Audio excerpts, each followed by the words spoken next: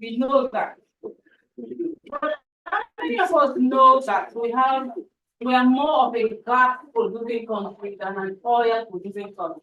But everybody's talking about oil. Everybody's talking about oil. Now let's even take the statistics within the oil sector. We are so blessed a country with oil. Please, actually, let me use my voice. I think I can project my voice. My voice is as large as my body. So we have this country in the late 50s. We started exploiting our first commercial. Thank you. And I'm sure a lot of people have heard about Oloibiri when we did all of that. But now Nigeria is a country that produces about 1.2 million barrels of crude per day. Though we had some issues, we started hearing about oil theft. In 2012, the rate of oil theft in Nigeria was just about 4%. But by 2022, 2023, we had that it rose to 70%. And within this period, the amount that was voted for protection of oil facilities tripled, and still we had issues of oil theft.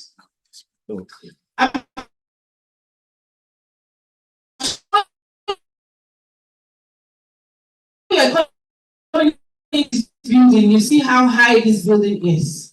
The ships and they don't. So in the wisdom of the leaders in the past, they said we cannot be an oil producing country, produce all of the oil that we have and send it out. Let us leave out of that 1.2 million barrels we produce every day, about 445,000 barrels for domestic usage. Now for the mathematicians in the hall, 1 barrel of crude, we produce about 73 to 80 liters of PMS. That's the one we buy from the filling stations. So calculate 445,000 barrels per day times 73 or 75, depending on the production that we're supposed to keep in Nigeria. And to be able to do that production, we built 4 refineries. 4 refineries along the line. These 4 refineries were not able to produce 0 barrel. They were not able to produce 0 barrel. But we had people who were working in these refineries, getting promoted, getting paid. We do that. Perhaps you have not been able to see the NATI report. I'm excited because just yesterday, NATI released this report for 2022 to 2023, and they're telling us that companies are owing Nigeria over $6 billion. $6 billion owed because people are not paying what they are supposed to pay. And out of this 6 billion, 6.5 billion, 6.03 is for royalties, gas flare penalties, and all of that. And we complain of energy crisis in Nigeria. We cannot be close to the river and not have water to take our baths. We cannot do that. So there's no way we can talk about energy crisis and not talk about the resources that we have in the country.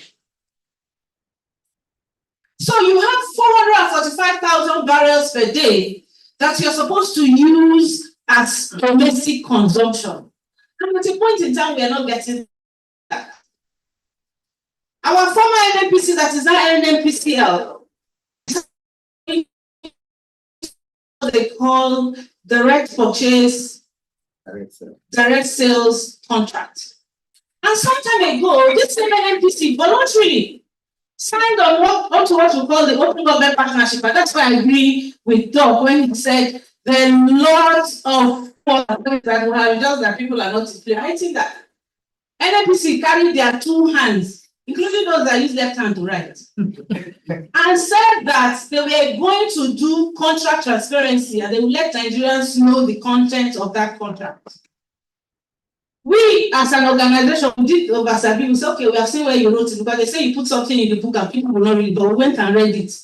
We sent an FOI to NNPC to say, please, can you tell us, show us those contracts? Do you know what happened? They sent Afe Babalola to report back to us. On the science side, they'll have a 10 minute. Afe Babalola told us know that NAPC is not under any obligation to give. I was saying, well, the nurse said we're going to do this. We did that forth and back, and we never got any response.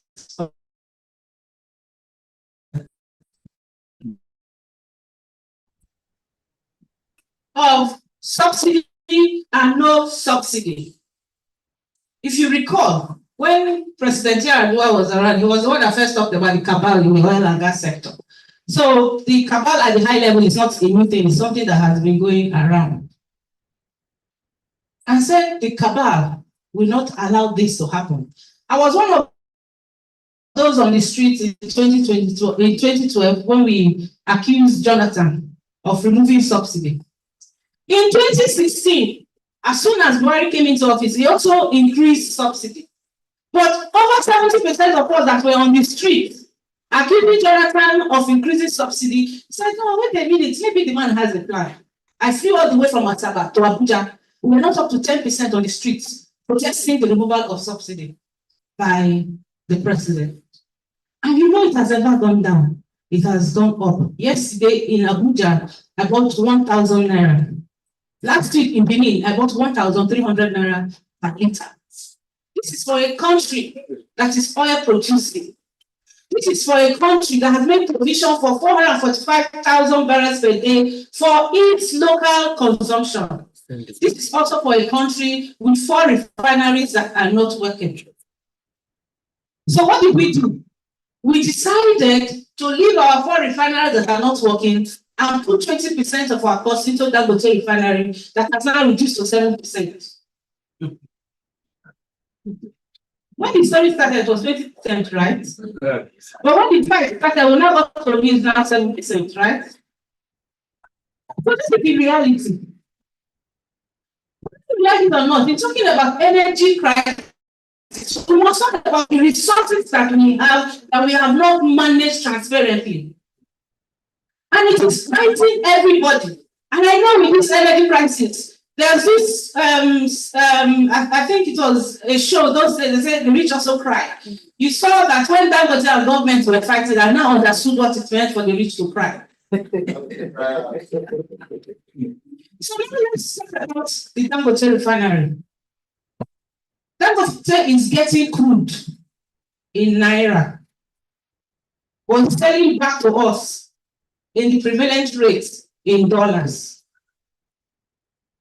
When the petroleum industry bill made a provision for independent owners of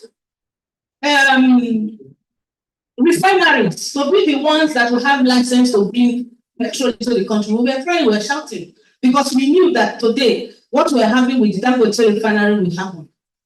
People are celebrating Dangote refinery. Dangote refinery has come on stream, but we're still buying petrol very high. 2022, 2023, the elections. I wish that Mr. Kanko was here. All of the presidential candidates agreed they were going to remove subsidy, but there was not one of them who had a blueprint on how that was going to happen. Now it has happened, and we are all here. What do we do? What is it that Nigerians are saying? Nigerians are saying that we cannot be an oil-producing country and be paying the price for the recklessness and irresponsibility of policy implementations that we have in the country. That's just what we are saying. We are saying that if we have crude in our country and we are exporting it out, think that we are exporting our 445,000 barrels of crude and we are only bringing back PMS. If you refine crude, you will have diesel, you have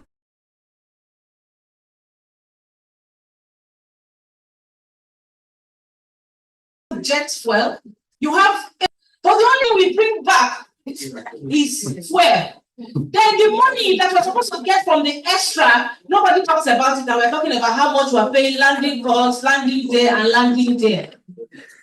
Because when you put all of those into consideration, the cost will definitely come down. The cost will definitely come down. So we really need to be able to hold government accountable. The Petroleum Industry Act is there. By the way, that Petroleum Industry Act took us 20 years. That's to tell you how serious we are with the sector that fuels our economy.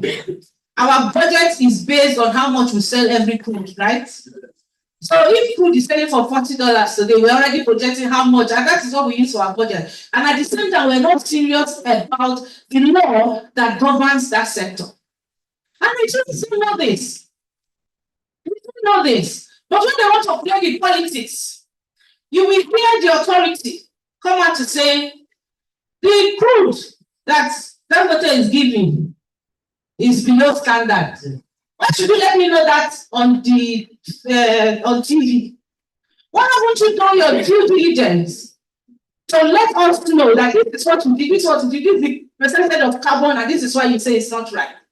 Just because you see that a policy fluctuation somewhere, you come out to say this is not right. At the end of the day, is it not the same thing we have come down to?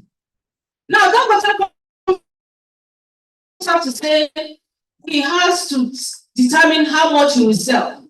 Because that's what the Petroleum Industry Act says. Open market policy. You should, if you go to buy, you should be able to come to determine how much you are selling.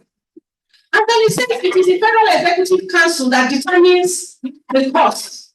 That responsibility is not for the Federal Executive Council because it's clearly stated there in the PIA. Number two, I don't know, some of us who grew up in areas like Benin City, we used to have what we call Benin Depot. There was an economy around there. People would go there and lift products. But do you know that by the end of 2021, the 6 depots we had in this country, the government-owned depots were not working. They were now using private-owned depots. And when you use private-owned depots, the people want to make profit, right? Meanwhile, people are still working as depot officers. They were getting salaries. They were adding to the salary, but we could have helped to reduce the burden on Nigerians.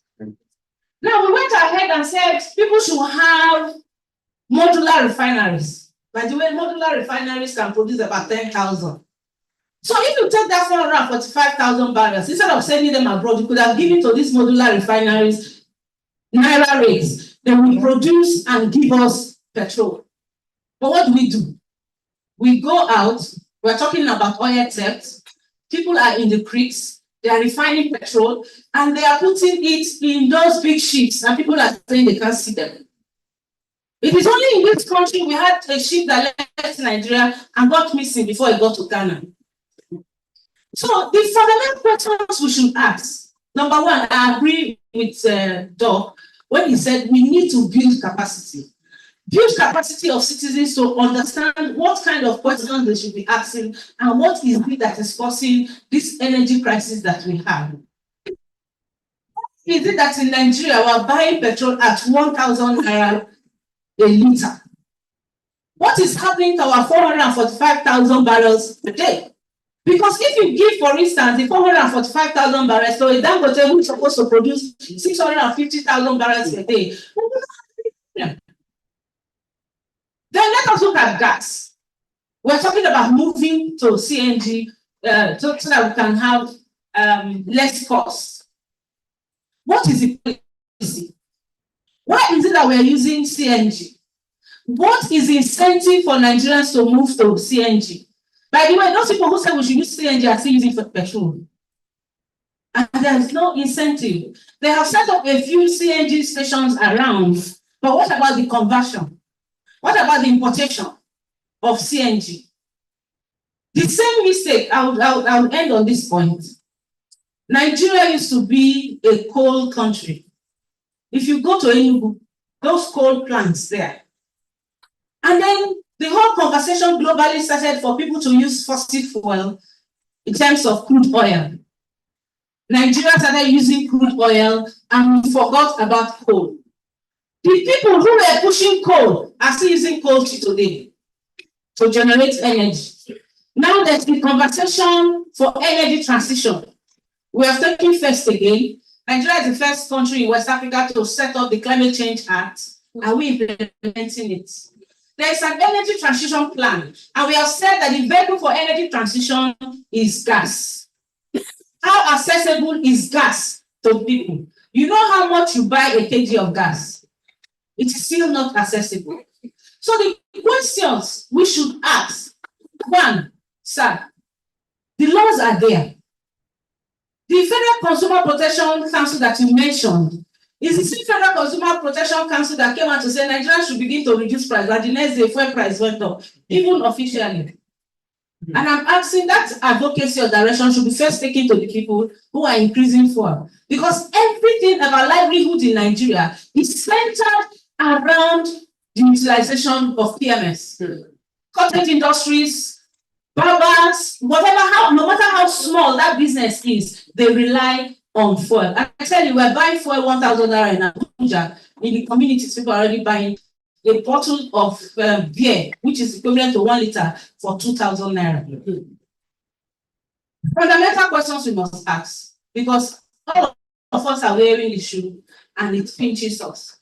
Must we continue like this? Must we keep quiet and allow these things to happen and say, be patient? For how long are we going to be patient? For how long are we going to address this energy crisis? And for how long are we going to play with NEC, who is putting people from band A to band C today, tomorrow to band A? We don't really know what is happening. For how long are we going to do that? And that's why I think this is something very important one and has come out and asked questions. For women, we bear the data that was shared by NET shows that within the extractive sector, women are underemployed. You have about 83% of men employed in that sector with just 70% of women. When women are not sitting at the table for policy making, it affects them negatively. And I tell you, when it affects the woman negatively, you know how it is at home. Thank you very much.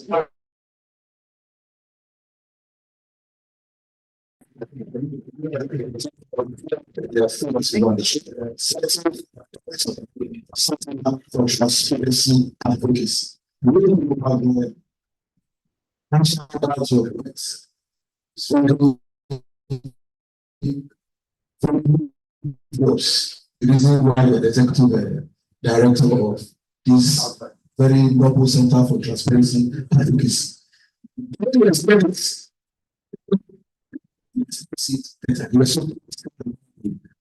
On and on that the great purpose that we have is something about corruption. It doesn't you call them mafia or you call them cabal, whatever you want to call them, are only this country to ransom.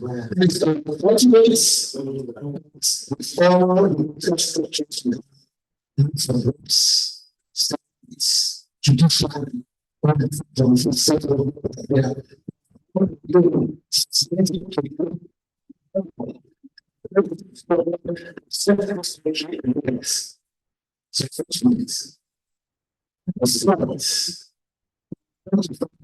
comments, if you have any comments you want to make as regards something you want to inject, that you want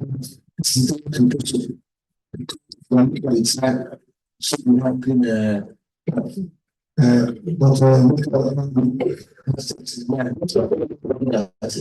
there's a lot of someone and it's supposed to be the father in that family. So thank you for being here. Yes, taking it slowly. So you have to Dr. So I cannot be able to answer.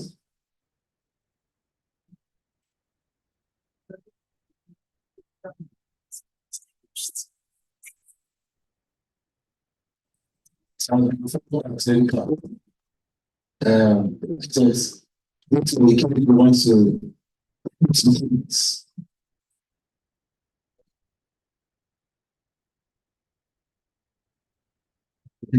thing I know what's right.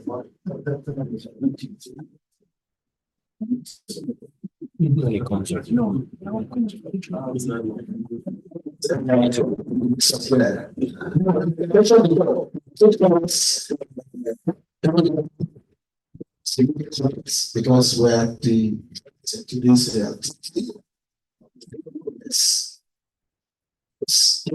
the money from here.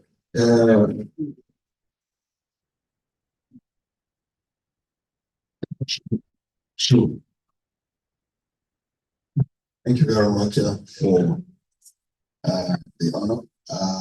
Members of the high table.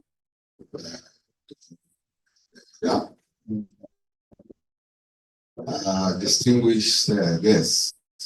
I am one of those individuals whose organization was mentioned here.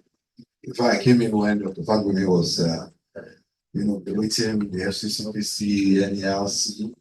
I happen to be a staff of the NERC up till now. So I'm here not in the capacity of NERC, even though a letter was written to me, but in my own capacity as an individual who has been in this country and has witnessed all of these changes. And there are so many things I've picked from all of the resource persons here and those who came to give observations to the more critical are the last two comments from the doctor who has left, Madam, which is that we should really go practical. You see, what you dwell on expands. She mentioned two critical percentages that I really found outstanding, and alarming, which is one, a 4% to 70% increase in the sex ratio between 2012 and today. That is serious. So it means that in Nigeria, and I don't ever want to hear this word corruption. It's a lie. Corruption is a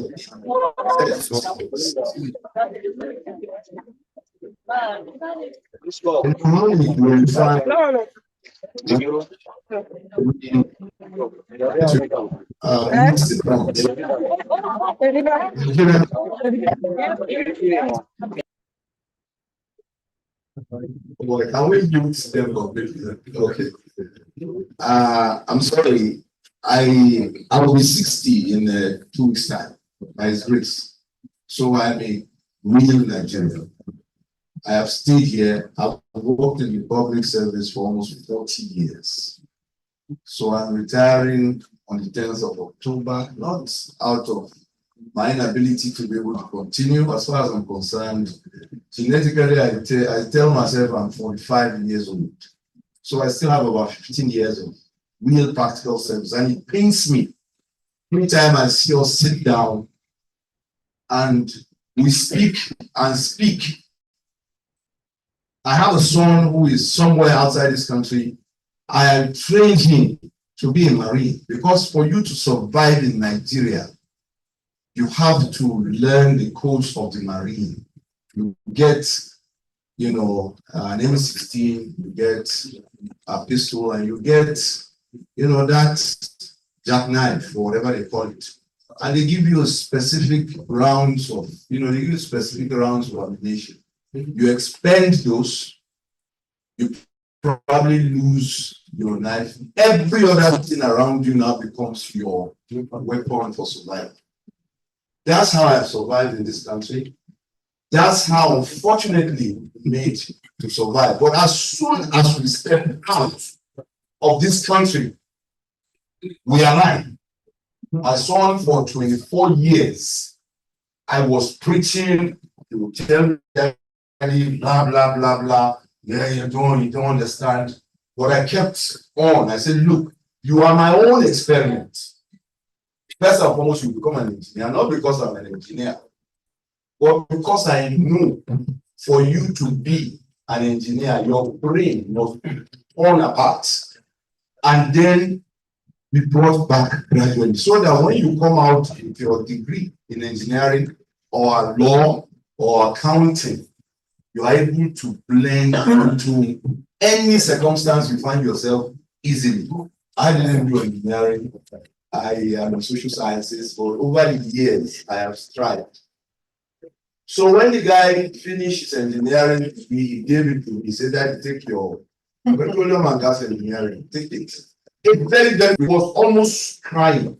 Because I told him, you get the first class, I give you a car. He got a 2-1, very hard. And he was disappointed. It took him time before he gave me the result. I saw it. For me, it was the most beautiful thing I've ever seen. I am an average person. And I saw A's, and I saw where the mistake happened that dropped him.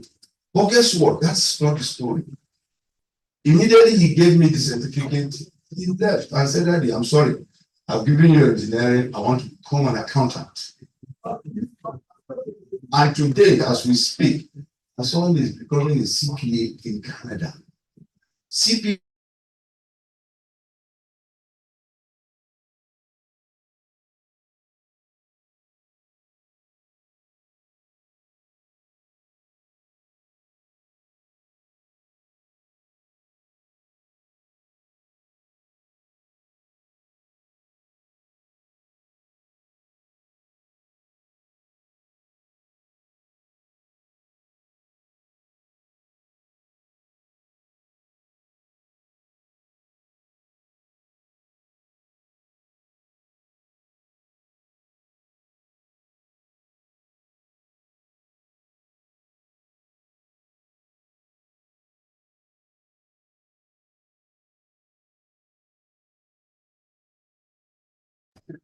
I schooled in Nigeria, so I know this.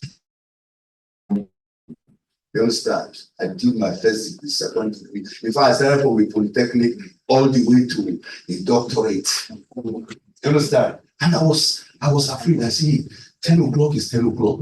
I kept looking at the invitation prompt, 10 o'clock prompt. But I was seeing Nigerian flag of news. And I thank God the minute I came in, I saw Professor with me still delivering. I said, "Oh, thank God." So I sneaked and sat somewhere here. But some answers, when you know the problem, we have the solutions. But let us tell ourselves the truth. Electricity is my life. I have lived electricity for almost 40 years. I worked in NEPA. I'm a pensioner of NEPA. I worked in the reform agency that converted, NEPA to PACN and then to DISCO and GENCOs and transmission.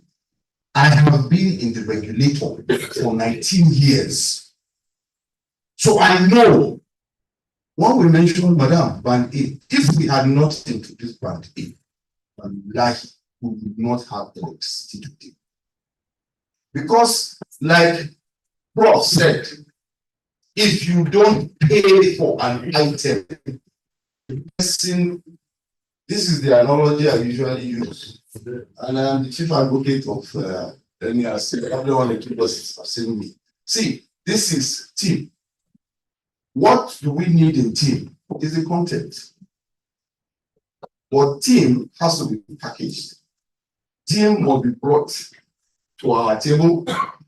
It must have the cost of producing 1 unit of team must be covered for team to come to our table. And whoever is going to produce the next unit of team must have gotten what is return on investment and some elements of profit. So if we want to look good, if we want to move a country to where everything will work, like Madam said, we must tell ourselves, first and foremost, we need to tell ourselves, and I can assure you, governments are not ghosts. They are you and I. All of us are involved. Just one last analogy. I went to Port Harcourt for the conference this week. The day is Saturday. And I was in a car, a boat. The guy was just complaining about Fubara, about Wiki. It was just, I said, "Look, my friend, what is the problem?" I said, "Both of them, as far as I'm concerned, they are just, because we're looking at I was looking at jobs for Nigeria. Forest everywhere, bush, close to the airport. I said, this is public work. In the UK, US, when they were growing, public work was railway work. You give hundreds of thousands of people Menial jobs they are doing, they are receiving income. It doesn't matter how small it is. The multiplier effect of somebody earning and buying something from somewhere leads to economic growth. We don't do these things. Everybody wants, it has to be oil. It starts with clearing the. But guess what? That's not the story. The story is we go to the toll gate where he has to pay how much? 200 naira. 300 naira. I know what this chap did. I was just looking at him as sit down because it's my prerogative. He now bought a small ticket from his, dashboard. I was watching him. This chief advocate of Fubara and we get everyone money. Fubara is not doing anything. I brought the ticket and then approached the lady. Madam, our ladies too have been, converted. And then he gave to me, he put it there. This is the way whenever I meet my friends, because I meet my friends on the road and I say, oh, okay, I'll keep it by the door so you pick seat. Thank you, sir. God bless you. I say, God bless you too. And then the man kept it there and was whispering to the lady, this is that. So the lady, I thought she would scream. I said, no, sir. She placed her hand on, collected the ticket. And then we were allowed passage. So I told the guy, I said, what was that all about? He said, sir, the woman will give it to the next person and will collect 300. I said, you see, you are the one killing this woman. Yourself and that woman. So don't even open your mouth. The man was, so for me, that is Nigeria. From your own end, I started with my family. Do it in your own little corner. In the Nigeria Electricity Regulatory Commission, what we have strived to do, and that includes FCCPC, we enter into, we do the needful. We have all the rules, all the regulations, everything. If you want to know how band A and band B and band C came into play, I tell you it's in different lecture. But if we had not done that, probably all of the generating companies we have today would either have moved their generation to willing buyer, willing seller, because I think the prof said it, generation, transmission, distribution is a flow. Once you hit the machine, it must get to somebody. Somebody has to pay for it. So for every unit of electricity produced in Nigeria, somebody must pay. So if cost productivity cannot be achieved, because we say we don't want the correct time, what happens is that the producer of electricity will move his electricity. But all the same, I want to believe that this conversation is what we need on a continuous basis, and all of us will probably one day get the likes of us where we should be, and so we'll make a difference. I thank you very much.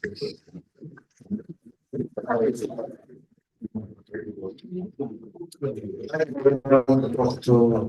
Keaton, for the child.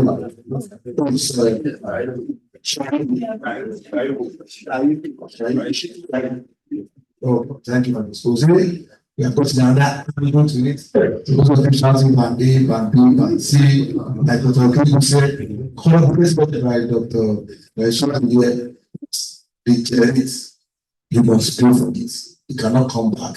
You cannot do it somewhere else. This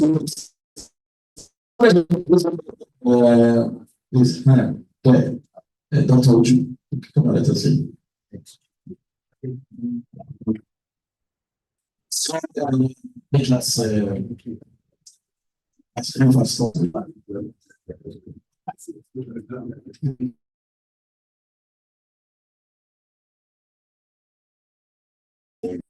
Our area on high selling capital balance and how detailed TBS is and what it does. I want to welcome and appreciate those that have presented to us.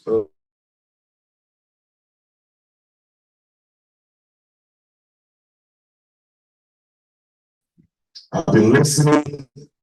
I've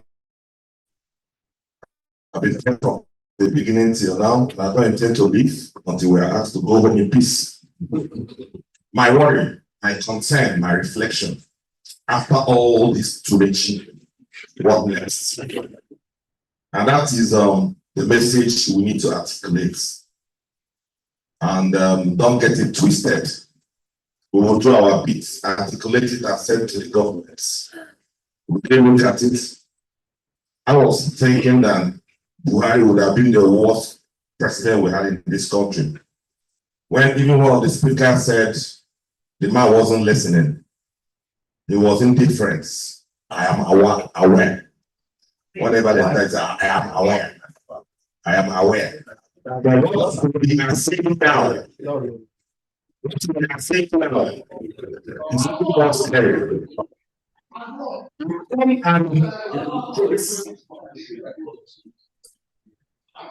Governance is getting a neck, and they never know a treason, and they give you a charge of treasonable felony. Only thinking about that implication. It means it's not law.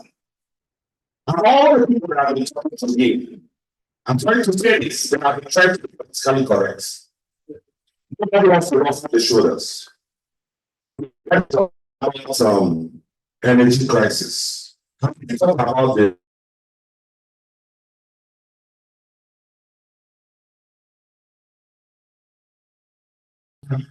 leaders. They have something action to your face. You go to social media and rant. What next can you do? Now the question is, after all this,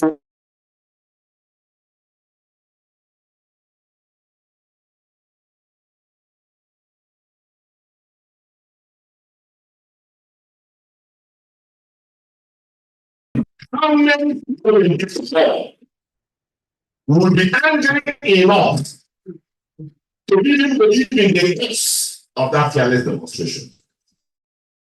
Because, in all honesty, when Nigeria accepted INEC acclaimed which accepted technical numbers, I think Nigeria was finished. There's nothing that will happen in this one thing that Nigeria will not accept. Crisis,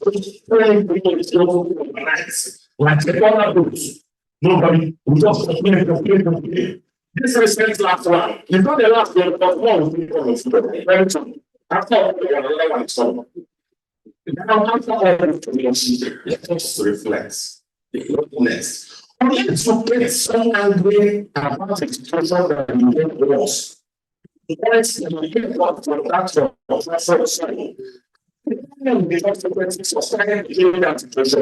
this situation will never change. It's not going to change Nigeria at all. You will be wanting to change for you. But I'm saying it's a systematic control of everything. Whether you do it or not, it's as well you will. So people say they are going to take the class in 2027. It's not going to so when how do you do that? So the question is, after all this information, and also to very far, all gets angry. During the Arab crisis, we are so angry, families were so angry, they left everything, came out to the streets and said, trying here with the best or the governments either change some policies or change part of their leadership positions. So after all this information, what's next? Thank you very much. Thank you very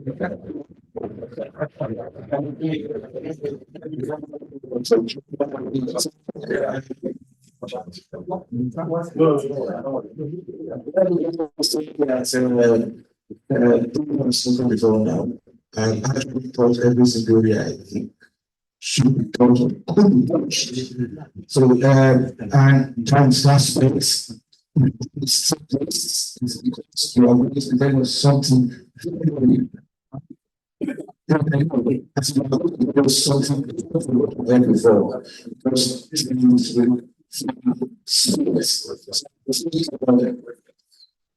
the gentleman that wants to do this. That's not what the find out about it. Good afternoon, all. I will be also talking a little bit about electricity. It's one of the components of the energy crisis. My name is Gordon Mumbo. I'm a practicing petroleum engineer, and I also work as a management consultant. Every project has two sides. There is the supply side and there is the demand side. The supply side is seeking the language of in other words, reflecting revenue. The demand side is seeking the language of affordability. And in between them is commercial losses. I think most discussions that we have across the length and breadth of Nigeria is focused on the supply side. Nobody's trying to control that is the ultimate enemy. And what is happening? Losses. We don't make the requisite investment to reduce transmission losses.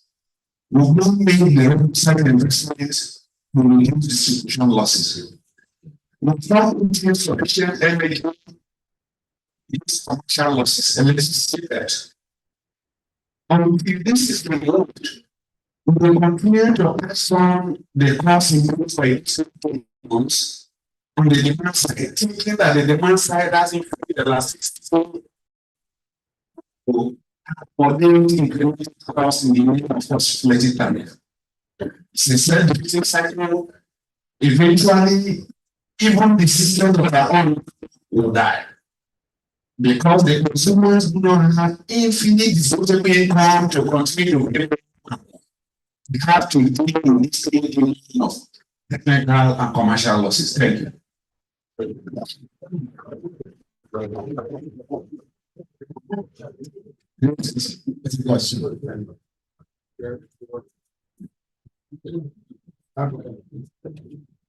Thank you very much.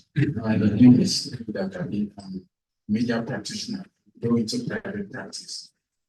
In all what I'm understanding here about my professional mentorist,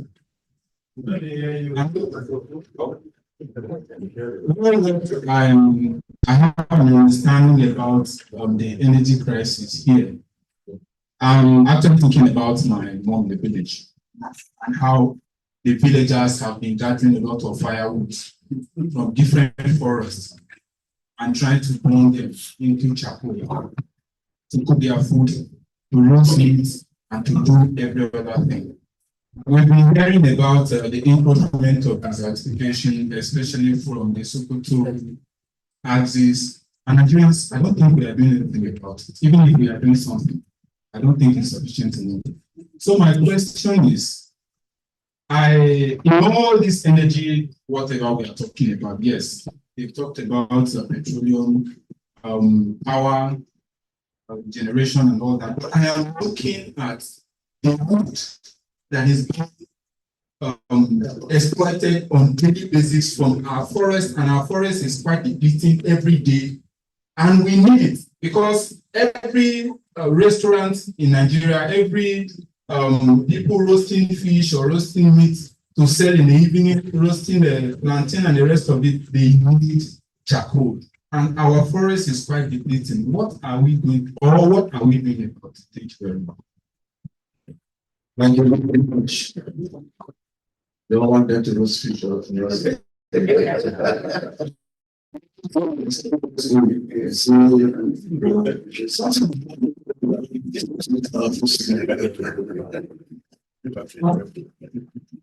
afternoon.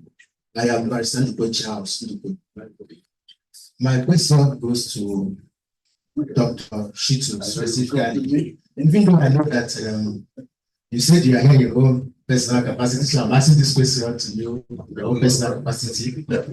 Yes, not today. Yes, there are 3 points here: price, then consent, then participation. Talking about part A, part B, part C. I ask, when we talk of taxation, we say pay as you earn. Why not give a flat price and let people pay as they consume? After all, everything has been prepaid. Yes. Why do we still have someone paying holding 50,000 naira and getting less than his neighbor down the other part of town who loaded the same amount? So why don't we consider it that way? Since Nigerians are willing to consume electricity, Nigerians are willing to consume electricity. So it doesn't matter whether they are on band A, band B, or band C. So secondly, I want to ask about consent. My neighbor said, according to him, that one AEDC official came to his house and said he wanted to check something, and he said, "You are free, check." Then 2 days after, he loaded electricity and his children did that. And then he was at work a few days later, and he said, "Daddy, the airtime has finished." I said, "It cannot be possible." They said, "It has finished." When he came back from work, he checked his meter and it was 0. And he was surprised. The next morning, he rushed to AEDC, the nearest one, and they told him, "Sir, we have changed it from band B to band A." So for me, it's about consent. I don't know the part of the world where for me, it's a contract between a company and an individual. You should have the consent. You should consent to be on band A or band B or band C. That is what I think. ADC or all these transmission or distribution companies rather. There's a hand. Yes, sorry. Distribution. They should at least see the consent of the consumer before putting him on band A or band B or band C. Yeah, thirdly, participation in the sector. I think this electricity sector, it needs to be justified. It's almost like the petroleum sector too. Yes, you hear about selling stocks in the markets. Nigerians go there and buy shares. If you are talking about cost of production, if government is talking about cost of producing electricity, I think they should be more transparent in allowing them to be listed on the stock exchange so that Nigerians, the masses, can go and own shares there, and then we have a sense of belonging, a sense of ownership in these industries. And I think that will also help us in terms of price regulation and policy making for the interests of the sector generally, and the seller and the user. Thank you very much. Thank you very much. And that we said now, basically, because now, my wife are here. I never said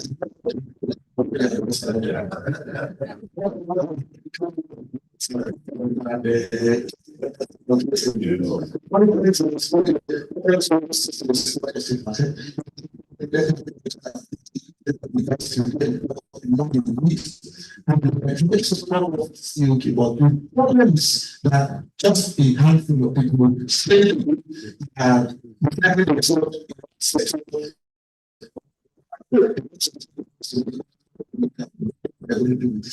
moment. So they said someone like would say, "I don't know how good your gadget can be." I will fix similar before Thank you very much. I will ask our CDOCs and other protocols are respected. The analysts have provided us with an overview of the current energy crisis and the impact it's making on the economy. And they have also given us, provided the main factors contributing to the energy crisis, especially as it affects the economy and citizens. My question is, apart from demonstrating, which we do that we'll do that on Tuesday, how can citizens actively participate in energy conservation efforts and contribute to a more sustainable energy future? The second question again is Are there some that can be implemented to prevent similar energy crisis in the future? Thank you.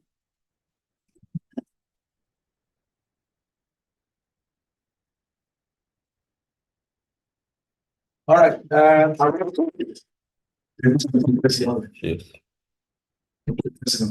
His name is Engineer Solomon Olufemi. Ask him to unmute. Yeah, good afternoon. Can you hear me? Good afternoon. Good afternoon. Hello? Okay. Anas Kapun. Our members, let me stand on every established protocol. Thank you for this very good program. I just want to ask, because I remember in the 80s, somewhere in Jos, I think within Plateau State, that there used to be a private line that supply. Hello, can you hear me? Okay, there is that. Okay, there is that private organization that supply electricity to companies, to those that actually wants to get through that private electricity company. It is, I'm not even sure it is there again. The kind of supply that we have today, I don't know, why is it not possible for private organizations to compete with the PHED or whatever that we have in the country today? Because when there is monopoly, definitely there is no way that you can get real value for what you are getting. So I've expected that by now we'll have different organizations that will compete with the distributor companies that we have today. Because with the kind of distributor company that we have today, there is no way we can get anything positive. The monopoly is making them to do whatever they like. When the NEPA that time was actually given out to different organizations, it was expected that they will come in with their own financing and at least boost and come up with the distribution company that will supply and distribute well. But today, what do we have? Distribution companies that are waiting for government to give them whatever money that they will distribute among themselves. I think we need to look at it. Why is it that the private companies cannot come in? I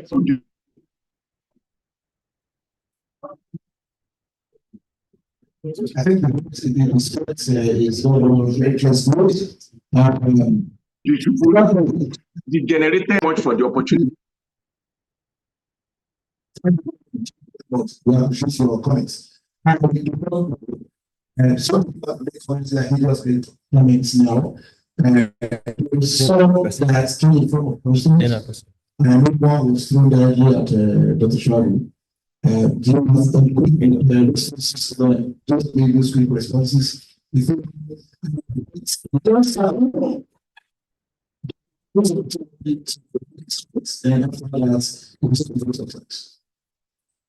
Thank you very much. These are very, I knew that each time I introduce myself, probably one of the most maligned area is because we need electricity 24/7. As you are sitting here, you don't need your car, so your fuel is being conserved. But as you sit here, even if you are not using the electricity, you need to charge. We start with the last comment on the regulation and all of the attempts that have been made so far. The EPSR Act of 2005 was the first attempt. We know that we started with the electricity policy of 1999 or 2000, and then it came to the EPSR Act. It broke the monopoly of NEPA. It used to be just NEPA. Then we are here where we are with 6111. We still have 6112. We have 12 distribution companies because Abba Power, somebody mentioned, I think it was, I don't know who mentioned, Abba Power has come in, even though Abba Power was geometrics, they had a license even during the pre-privatization period that was prepared, that was given to them by the Ministry of Power, but unfortunately, so many things. The bottom line, sir, is that for you to liberalize the power industry, 1 megawatt of electricity costs, at least as a last count, this was 5 years ago, we were bantering with this number, $1 million end to end, yes. 1 megawatt of electricity costs $1 million. This is, it's, of course, whenever I open my mouth to speak, I am mindful of people like Madam here, who's and above, of course. So it is not moi. If not, you know what it costs you to run a better past my neighbor. So bottom line is that there are laws, there are rules, regulations. If you go into our website, www.nerc.gov.ng, there are myriads of regulations and orders that we have made to allow for some semblance of competition, some semblance of coming in by parties. The Electricity Act of 2023 even made it a little bit more, made it liberal. Every state now, I'm sure you've been hearing that states are setting up their regulatory bodies, setting up their electricity acts and what have you. This is liberalization. It's been moved from the exclusive list to completely concurrent. Before, they did not mention it, even though it has always been there. But because there was a lacuna, that's why the federal government took what's it called, the bull by the horn, and can continue regulating electricity. If you go into even the 1999 constitution, even distribution too was there. But because the capacity, the capital nature, the turnkey nature of electricity, and the instantaneous nature of what the product is, as you produce it, you consume it. That's why generation takes place now. When you put on your switch, if it's Kanji, if it is Shiroro, if it is Egbe, as soon as the turbine is turned on and it hits the 330 kV, transformer and the lines, immediately you put on your switch, it gets here because it atomizes, it doesn't travel. So once it is produced, if it is not being used, you switch it off, it's going to somewhere else. It is highly, highly capital intensive. And of course, nowhere in the world you have, just free flow people doing electricity. Whoever gets into electricity first, you must come with plenty of money. You must come with patience to be able to do it. And you must be willing to stay the course. Electricity is one of the areas where even pension funds put their monies, because once you start earning, it's forever. Me, why I've been in this sector for almost forever is because some years ago I told myself, there's only one product in this life that you can never have a glut in, and it is electricity. The more electricity you have, the more electricity you need. Electricity is probably one benchmark of whoever is. China has caught up with America today because China's electricity has almost equally, if not doubled or gone past that of the US. Because at one time, the US had 1 million megawatts of electricity. Yes. So it is power. As you are seated here, if we had enough electricity, your tears adjustment would be done with a button, and that is energy. So that is one reason, the sheer cost. And then the band A, band B, band C. I must address those three questions: the cost, the consent, and participation. The A, B, C, and D. We did this review of band. Not even now. I think it was done in 2020 or so. That was when we initially introduced band A, B, C, and D. And the basis for it was actually meant to help the citizens to reduce exploitation, because as at that time we had what we call massive, estimated bills. So they simply will not give you electricity, they will charge you. So what the commission did at that time was to go to, without their knowing, because if you are a regulator and pursuing a utility, the person is always ahead of you. So there's always this asymmetry between the regulator and the operator. So what we did was to stylishly request for the data of all their suppliers to every feeder, every community throughout the nooks and crannies of Nigeria. And then we got that data. How many hours do they supply you electricity? They say they give this man 2 hours. That's the best they can do for him. What of him? And why? Because he doesn't have meter, they have not put transformer in his area, the cables they are too old, so they don't have money to it.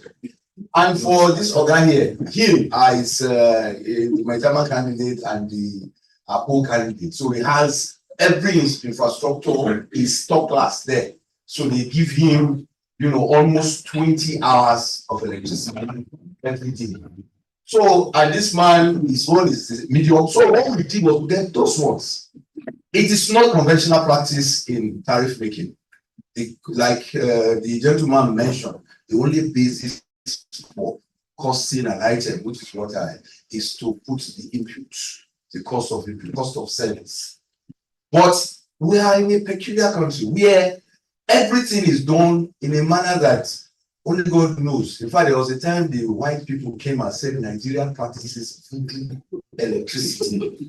And I tell you, I was in NEPA then. Because they cannot understand how you cannibalize an ABB transformer and you put the parts into an LTEC or some other Hitachi transformer. But that's what we do.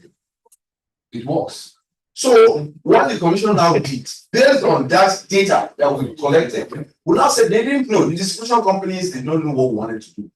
So we now came, some heads, some of us, I have always been a protector of the consumer. I fought. But I said, no, let's follow the rules, let's punish them. But how do you punish people who are constantly everywhere? So we now said, okay, this is it. We call it SBT, service-based tariff. Service-based tariff is the number of hours you get is what you will be paid. That is the distribution company. It was meant to punish the distribution company so that, and every one of them got contracts. He has 4 hours. You must tell us when you will move him to 8 hours. You must tell us when you move that of 8 hours to 12 hours. You must tell us when you will move the 12 hours to 16 hours and ultimately 20 hours being minimum. All of these numbers are mentioned are minimum hours you have to pay. And hence, we now attached tariff because there was a tariff review. I think it was in May 2020 or so. And the tariff review was you having 4 hours, you remain at the old tariff. Nothing happens to your numbers. There was a slight percentage increase. And there is cost reflectivity in terms of amounts that we say, okay, this is a unit cost, after which, which everybody will get. So that was how we got all the way to band A. So band A was ultimately, the ultimate cost reflective tariff was maybe around 60 or 65. It was still below. So we now pegged it. And all of the distribution companies, before they realized it, they said, oh, I will say, okay, you can't charge this much. If you charge, and then we had problem of now supply meeting the obligation from the transmission end. So we now got the transmission and distribution companies to enter into service level agreements. And so if you cannot supply the distribution company with the number, there is a clause that makes you pay him liquidated damages. But even then, all of these ones, according to one of our friends, is too cheap. The practicality of it is that there was a struggle. So we pursued these things one way or the other, plus theft, plus generating companies, because all the distribution companies were now doing was to avoid, they were doing avoidance, avoiding picking load and getting fined by the commission. I think early this year, we suddenly discovered that suddenly the generals were knocking off their machines. They were pulling out their machines from the grid. They were now selling to the Nigeria Republic. There were contracts that were going. They were now getting eligible customers. You know, eligible customers, if you have 2 megawatts and above, you can go straight to the generating company and try and get distribution company. So a lot of things happened. Hence, we now say, look, for you, distribution company, if you can serve this man 24 hours, you get full, tariff from him. Every other person remain where they are. And so it was meant to, first and foremost, increase liquidity. And then, shortfalls, I think the doc mentioned it in his presentation. Shortfalls, if government says they are going to pay subsidy, what it means that if your cost of service is 60 naira and you are charging 20 naira, somebody is supposed to provide you 40 naira.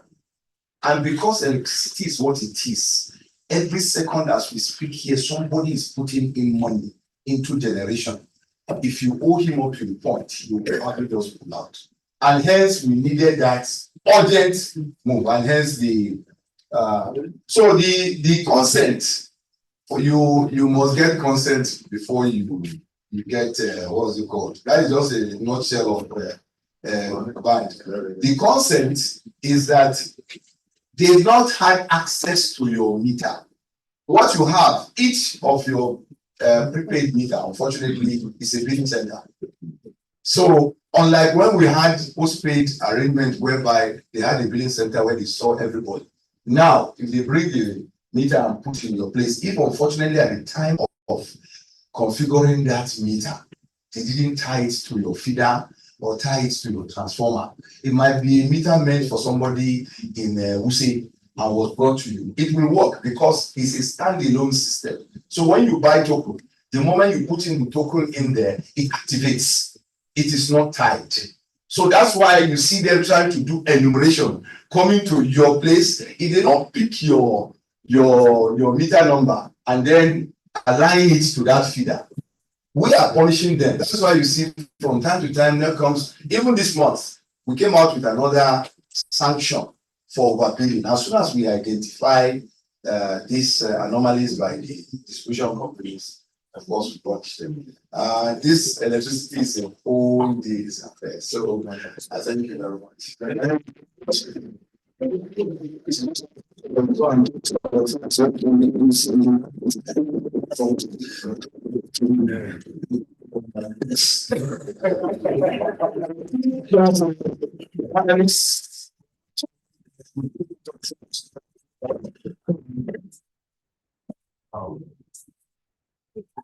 Thank you very much. Mine is very simple and straightforward. What next?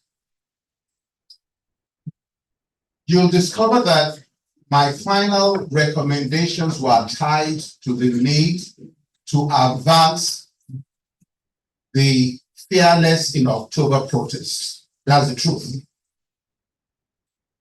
By asking the incumbent government to do some specific things that can show goodwill, restore integrity, restore confidence and trust that they are responsive.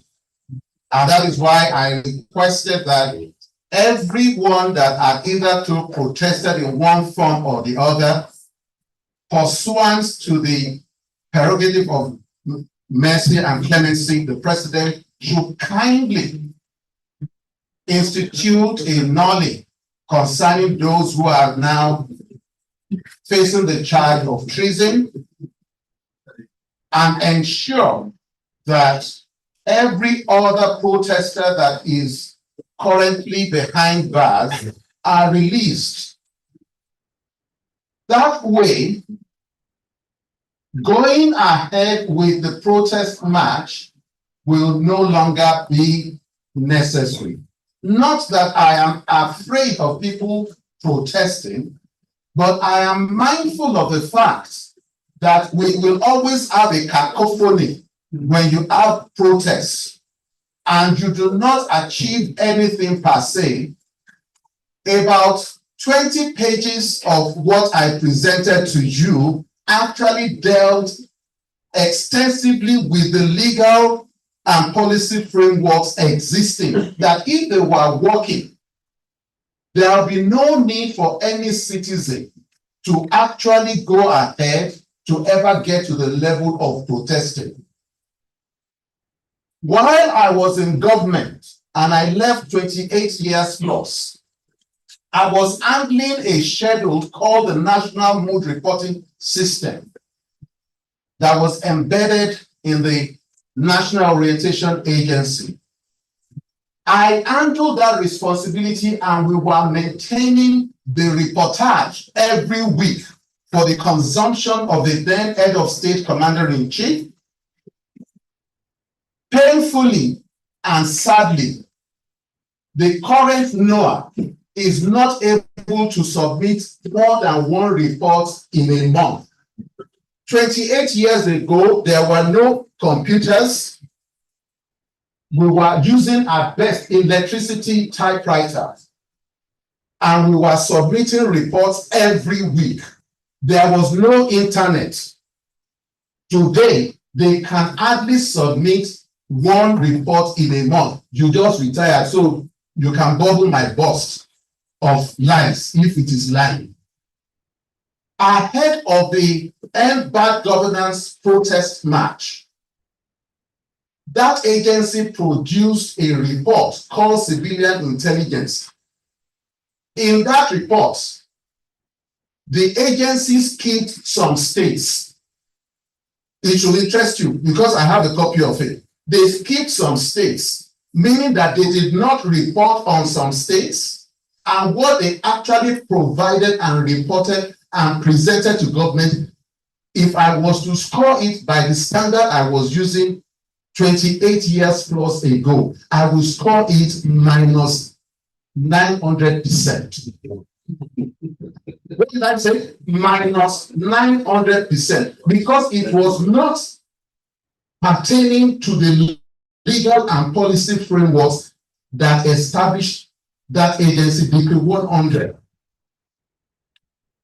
So we can go out, but when you go out, please ensure that you are engaging the state, you are engaging NERC. When you read my paper, sir, you will discover that I did a little critique of most of your regulations. Currently, your regulations are skewed towards protecting the investments of the investor citizens. At the consumer end, you are currently weak. Now, it is okay to instill confidence in the investor citizen, but you need to be sure that you have corresponding investment in consumption citizens' interest. The last time the team from AEDC came to my compound, they did not know that before I received my August token, I had received a token to reprogram me back to Band A, even though I am having my property in a place that belongs to Band D. They now came physically to come and reprogram, and they did. No problem. I don't have any problems because I was one of the first set of people to have received and invested in prepaid meters. The meter got burnt in my house. Incidentally, that time, she was only the person that would always be at home because I was always junketing and then the children would be at school. The meter got burnt. Before the meter got burnt, if they brought the meter readings and then they gave us a bill, we were not paying more than 2,000. Then they suddenly started bringing estimated bill of 10,000. I had to pay 58,700. Then that was the initial price. So I was one of the very first set of people. Then they came one day and I told the lady, I've gone to other people's houses and they have been bypassing. So it's not that the theft is not there. It is just the fact that if they were doing and following the regulations, I allowed them into my house and I told the lady, if you discover that there is no bypassing, I'm going to lock you up and acquire you as my next wife. And unfortunately for her, she went to stay in the children's sitting room. They put on the ACs of the house. And then the moment they checked, there was nothing. She was still in that sitting room. I just knocked. Her only saving place was that my wife was around. So my wife said, and all the officers that came with her had to do her tour. They have told you that this man, he doesn't do all this. What are we doing against the impunity of state? That is your question, sir. What we are doing by saying, let us be enlightened about those policy frameworks. You remember that Dr. Shitu was saying, I'm going to be careful not to address some of the things.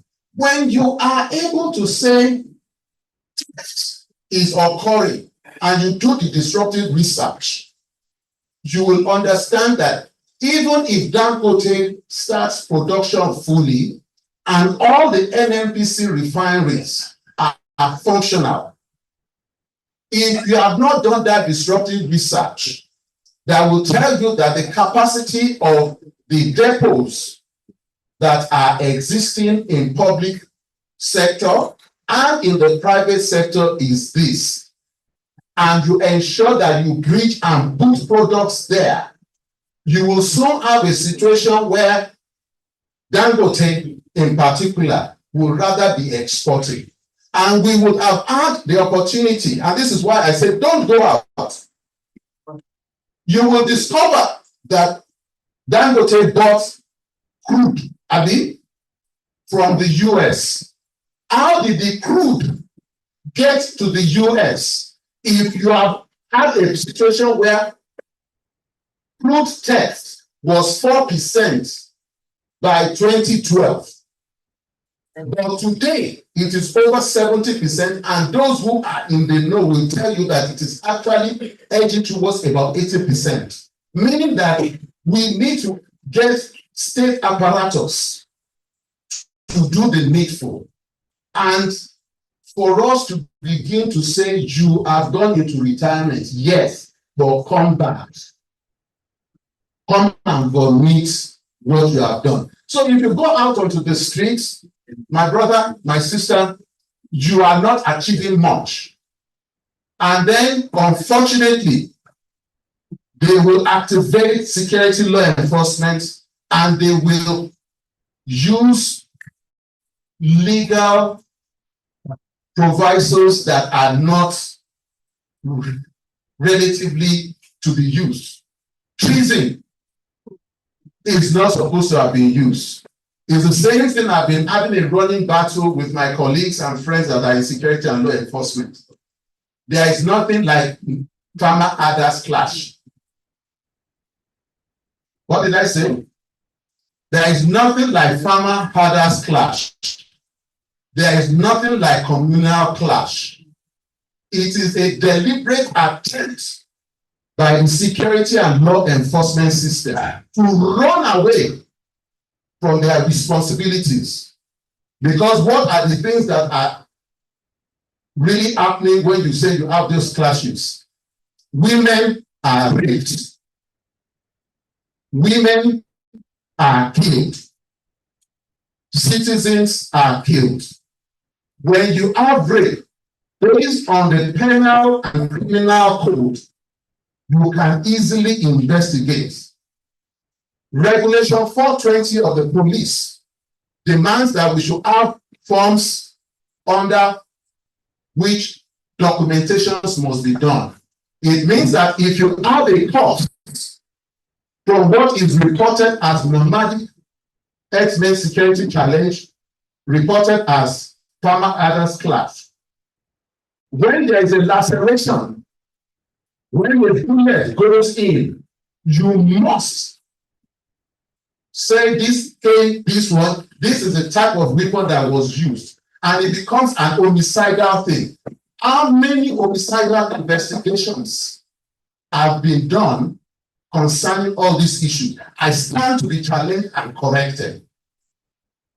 A deputy commissioner of police was killed here in Abuja when there was the procession. And don't worry, these are the areas where you need to understand that you just don't jab, you act.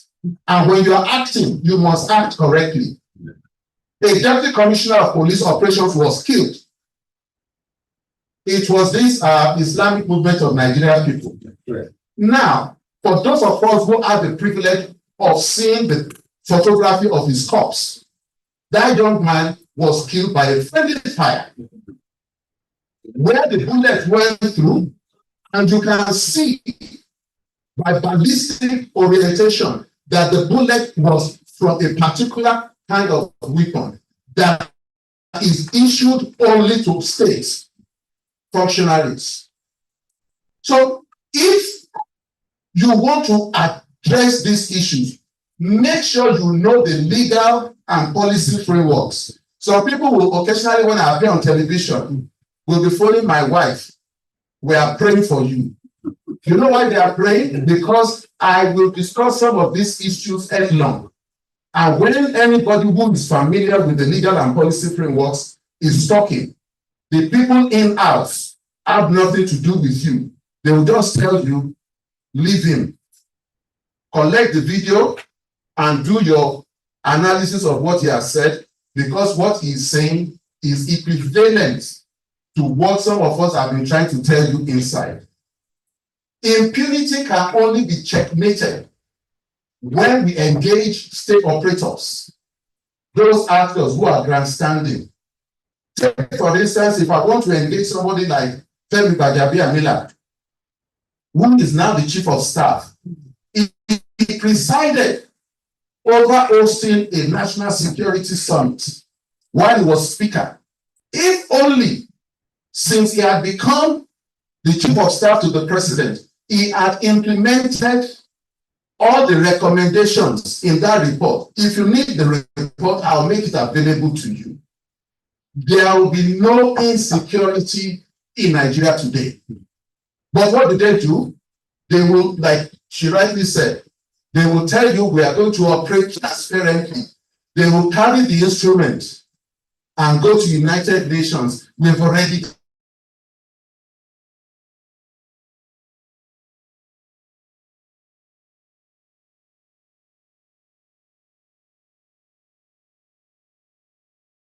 what is the entire legal department, and they have over 100 lawyers inside NMPC. Why will Afe Babalola react?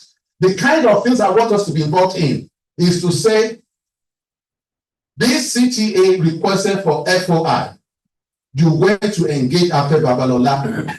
What justification, therefore, do we have for you to retain your legal department? I thank you.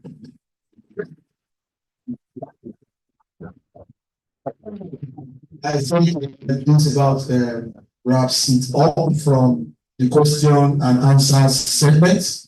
Time is very right now not our friend, and so while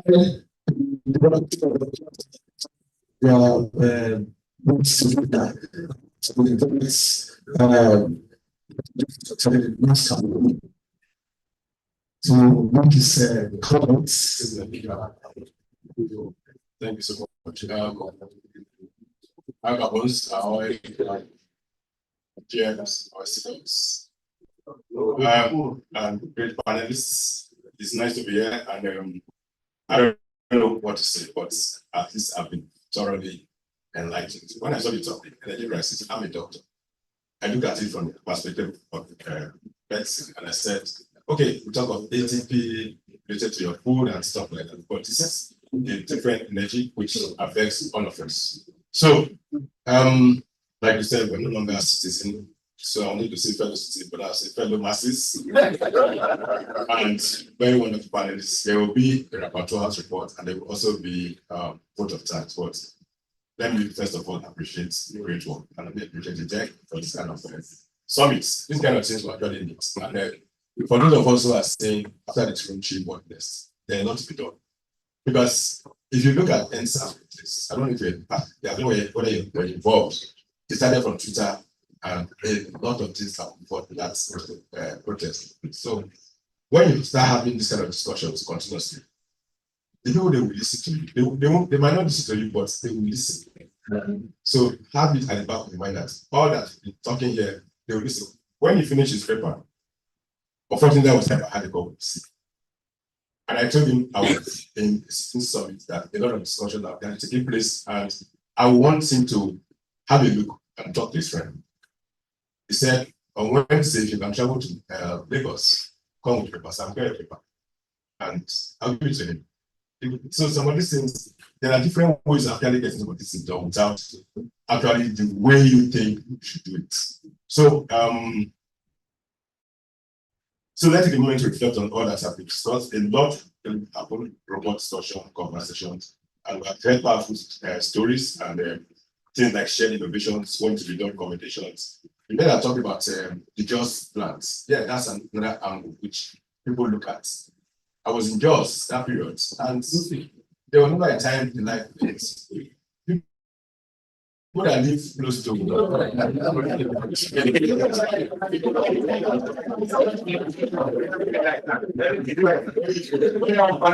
you just talking like this and you don't show yourself there, that makes you didn't take the after.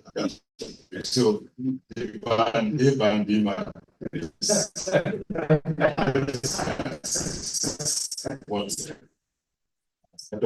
So when I was talking about I was talking about people that still get some of these oil companies.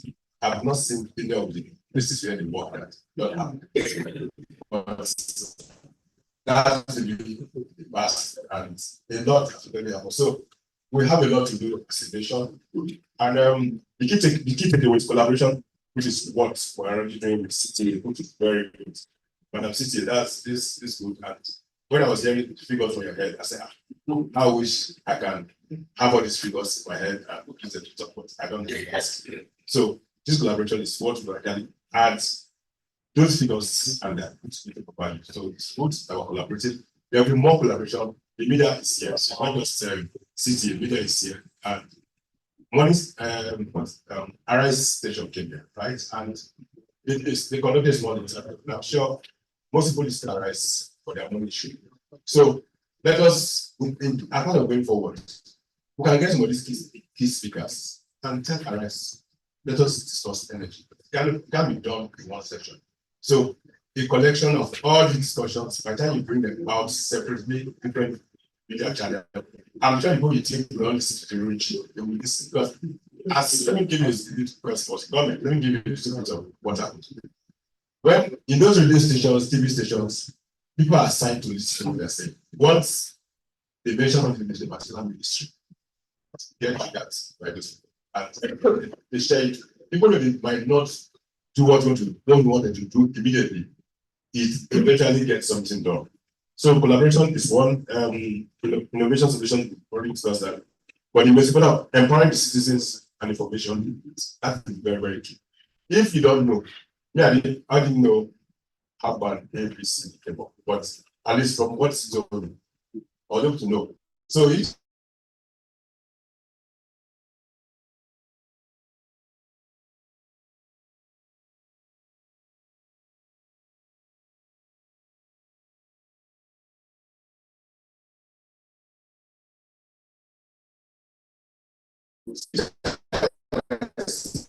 Those people coming to my house now. Today, I don't want to see, but when you have the knowledge, having a system, and that's what people continuously do that. Then one of the things that also concern us is we. He gave example of the boat driver, for example, they on the receipts and won't pay.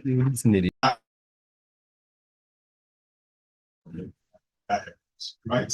So let us also look at ourselves and see the best we can do as we as individuals, citizens from us. Let's look at what we're going to do for ourselves as well. Then going forward, for us as NAS, I think occasionally we're going to be having this kind of sessions, but not in a hall like this. Use Twitter handle, bring out the topic, and people will know. We call him, we call all these people, but they will speak. And by the time people start speaking and talking about business, you'll be surprised how things will definitely change for the better. A lot has been said about protests and what you need to do, so I don't get at the wrong side. If you have been in prison before by police, you know what I'm saying. If you spend days, if you spend one night, it's okay. One night, it's only the people that made it on video. Beat you well. As president, there are also not people. By the time you spend 2 nights, maybe people come beating us, cheated to them, and now becoming by the time you spend the same in the prison. You go to the prison, it's a different story. But welcome party. There's a welcome party. You won't know until it's 7 p.m. when the man tell you, okay, you read the rules for you in the prison, and then they're not very much. So as we protest, like you mentioned, let us be mindful of the repercussions, right? But what he also said, can we ask the government actually go into not a prosecute to get things for us that might slow down? We all have connections. There are security people that can call and say, do this, do that, and they will grab it. So let us do that. So I appreciate ZUMA to a good topic, and I think once Sahara is here, so they won't do worse than this. So I'm sure they are taking couple research, taking notes. I'm sure you want to do better than what ZUMA has done. What at the end of the day, it's on us. So I appreciate ZUMA, appreciate Sahara, appreciate other guys that are here. Those go online. There are a lot of students online. Those go online. It was a good one to partake in this kind of session. And let's speak and continue to speak. A time will come, the deaf person in the how is it goes? Owners.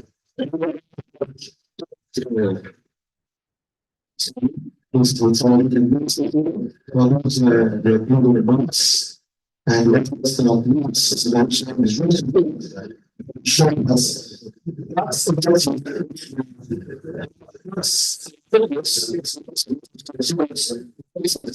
So sharing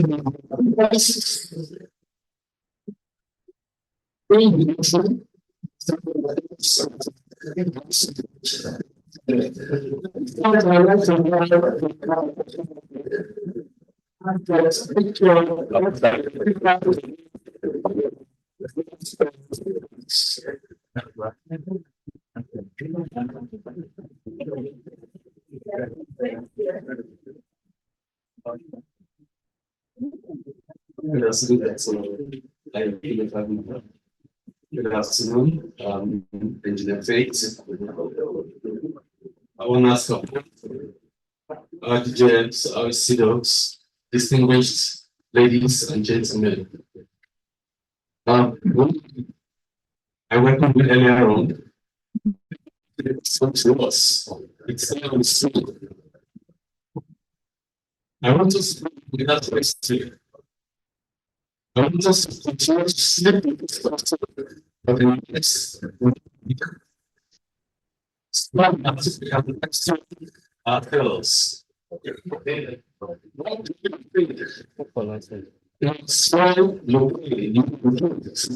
change. Will science, human science, honestly, and frankly. Like I said, we want to give to this nation. And this conversation that we just had today is not the moment. It will continue. Continue to talk. Until you know someone is in the talk. That which is Nigeria does not belong to any class of individuals. It belongs to every one of us. And what does Nigeria also to be process to pursue and sustain it country. On this side, let's say to the next of the row opportunities left and all invited guests. I want us to and I was having to say the rules. But this was me to approval. No thanks to those. No students. No parents. I need something like only advocacy. So thank you.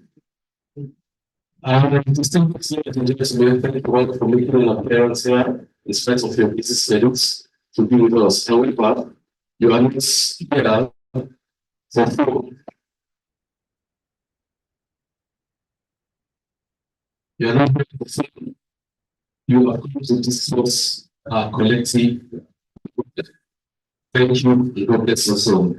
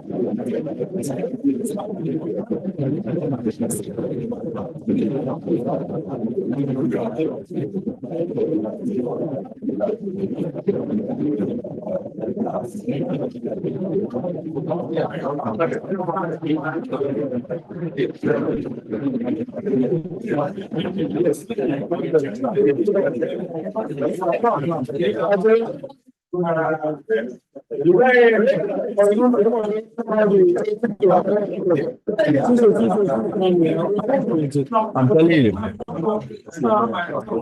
These are no syphilis.